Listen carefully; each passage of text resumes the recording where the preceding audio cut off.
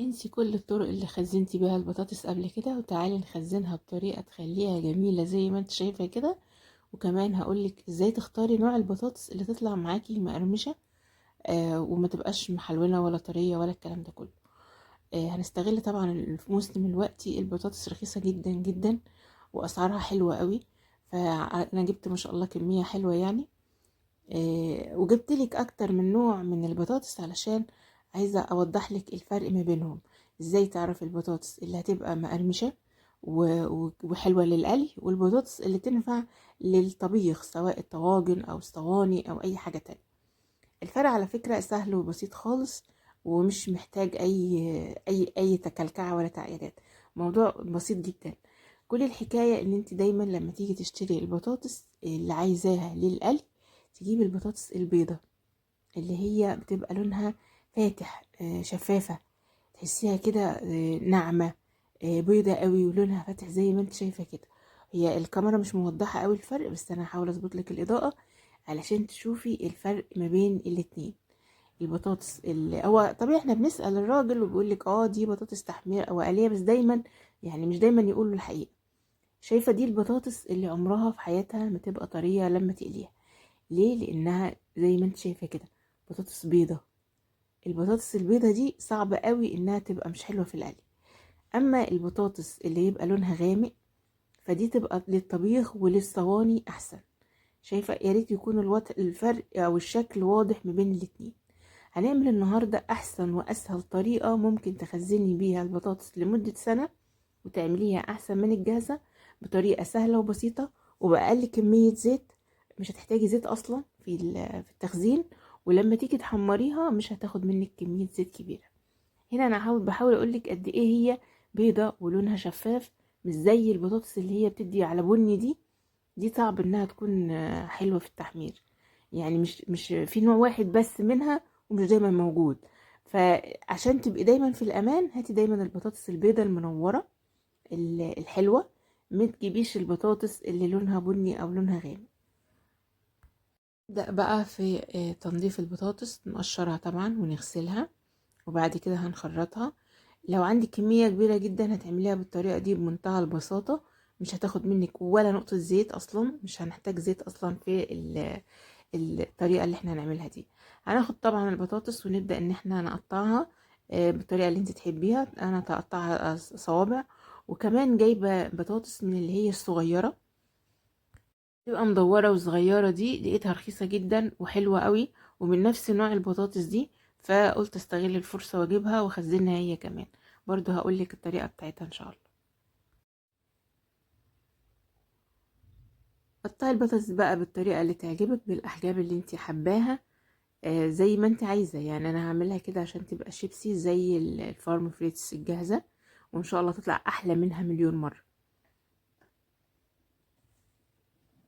اول حاجه بعد ما بخرطها كده برجع اشطفها كمان مره، وببدا ان انا احطها في ميه سخنه. بغلي الميه ديت واحط فيها معلقه كبيره من الملح وبنزل بالبطاطس. بخليها على النار 5 دقايق بس يعني. بصي البطاطس ما تلحقش انها تتسلق، لا انا عايزاها بس يا دوب تتغير لونها بس في الميه. بتاخد غلوه واحده ويمكن اقل كمان، بحيث البطاطس تبقى لسه ماسكه في نفسها، ما تكونش مسلوقه ولا طريه ولا مهريه. هاخدها بقى كده وارفعها على النار. طبعا الميه سخنه اصلا، يعني انا حاطه البطاطس والميه كانت يعني داخله على غليان.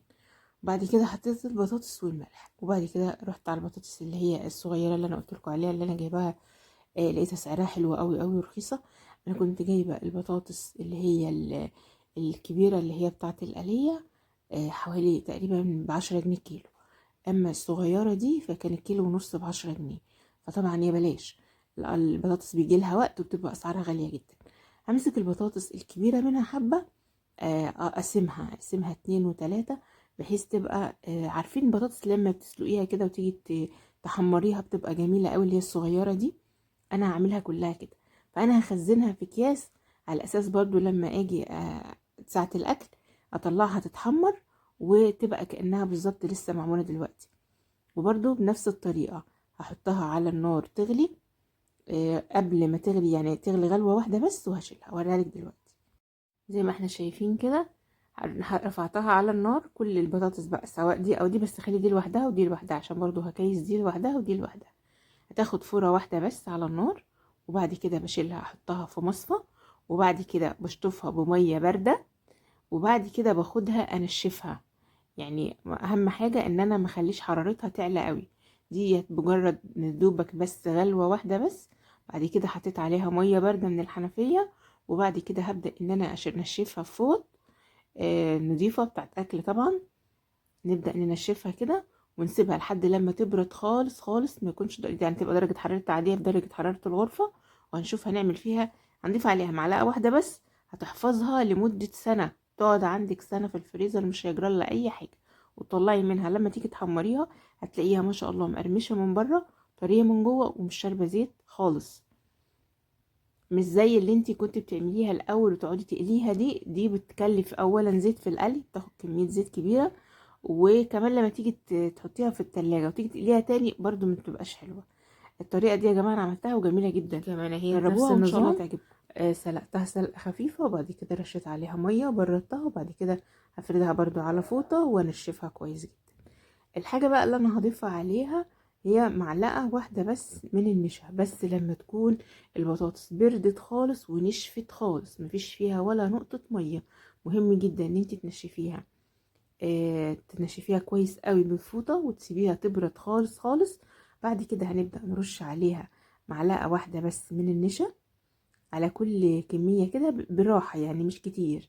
انا بس عايزة اغلف الوحدات بتاعة البطاطس بالنشا، بس مش اكتر من كده. هحط على الكمية كلها، وبعد كده هي اصلا بردت خالص، ولازم تكون ناشفة خالص عشان ما يبقاش عجين النشا ده. لو حطيتيه على فيها بواقي مية هتبقى معجنة معاكي، لازم ما فيش فيها اي بواقي مية خالص. زي ما انتوا شايفين كده ما شاء الله. هبدأ ان انا اقلبها كلها، وهبدأ اعبيها في اكياس على قد ما استخدامنا وعلى قد ما احنا عايزين. وهتحطيها في الفريزر، لما تيجي تطلعيها ما تسيبيهاش، دي حاجة مهمة قوي، ما تسيبيهاش تفك. لا، يعني هي انت هتحاولي تفككيها هتلاقيها فكت من نفسها كده. قبل ما تسيح او تفك لازم تتحط في الزيت المغلي على طول، تتقلي مباشرة، ما تسيبيهاش تسيح او تفك من التلج وبعدين تقليها. لا، هتطلعيها تقليها على طول، يعني تطلع من الفريزر على القلي على طول، علشان تديكي نتيجة كويسة وتبقى حلوة معاكي. هتلاقيها مقرمشة جدا وجميلة جدا. اي اكبر كمية هتعمليها، طريقة موفرة جدا واقتصادية جدا، مش تستخدمي ولا نقطة زيت، وما شاء الله تطلع جميلة زي الفل. اتمنى ان الفيديو يكون عجبكم. ما تنسوش تعملوا لايك للفيديو وتشتركوا في القناة وتفعلوا زر الجرس عشان يوصلكم كل جديد. شكرا والسلام عليكم ورحمة الله وبركاته.